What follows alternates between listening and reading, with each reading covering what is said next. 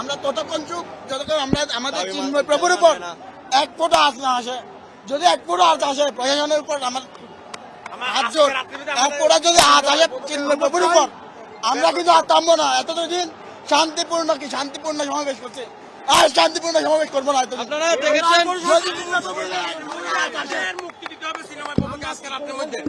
আজকে 3টায় আমাদের প্রভু সম্মানজনক ব্যক্তি যে চিন্ময় প্রভু, ওনাকে এয়ারপোর্টে যাওয়ার পথে আমাদের ডিবি পরিচয় এক দল গাড়ি এসে ওনাকে আটক করে। সে আটকের প্রেক্ষিতে আমরা তখন জানতে পারি যে আমাদের প্রভুকে আটক করা হয়েছে। তারই প্রেক্ষিতে আমরা হঠাৎ করে আমাদের একটা মানববন্ধন এবং বিক্ষোভ মিছিলের আয়োজন করি। তারই ফলপ্রসূ আপনারা দেখতে পাচ্ছেন।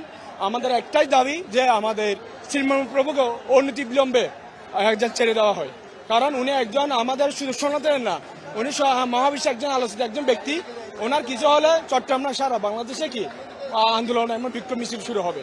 তার প্রেক্ষিতে আমি আমার যারা উপদেষ্টা রয়েছেন এবং আইন শৃঙ্খলা বাহিনীর প্রশাসন থেকে শুরু করে সকলের প্রতি আমি বিনীত অনুরোধ জানাচ্ছি, আমাদের চট্টগ্রামের সনাতনের পক্ষ থেকে আমাদের চিন্ময় প্রভুকে অনতি বিলম্বে যাতে মুক্তি দেওয়া হয় এবং ছেড়ে দেওয়া হয়, এটা হচ্ছে আমাদের প্রধান।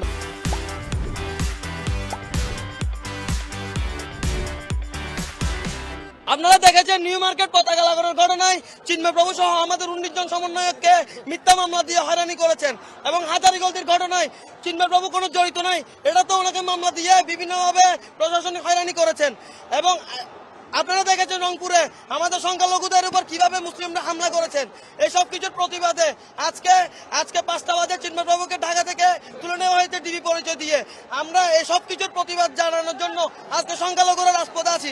যতক্ষণ পর্যন্ত এটার আমরা সুখবর পাবো না ততক্ষণ পর্যন্ত আমরা রাজপথ ছাড়বো না। এই বলে আমি আমার বক্তব্য শেষ করছি। জয় শ্রীরাম। আমি একটু পিছন থেকে বলি। তো গত 22শে নভেম্বর আমাদের রংপুরে বিভাগীয় মহাসমাবেশ ছিল, আমরা সেখানে গিয়েছিলাম সকলে।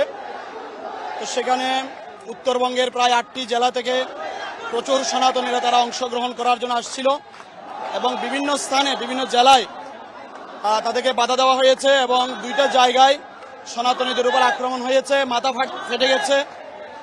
এরপরও আমরা খুব শান্তিপূর্ণভাবে আমাদের কর্মসূচি চালিয়ে গেছি এবং যেখানে আমাদের প্রোগ্রাম হওয়ার কথা ছিল রংপুর জেলা স্কুল মাঠে, সে ভেন্যুটাও তারা চেঞ্জ করে দিয়েছে 4 কিলোমিটার দূরে মাহিগঞ্জ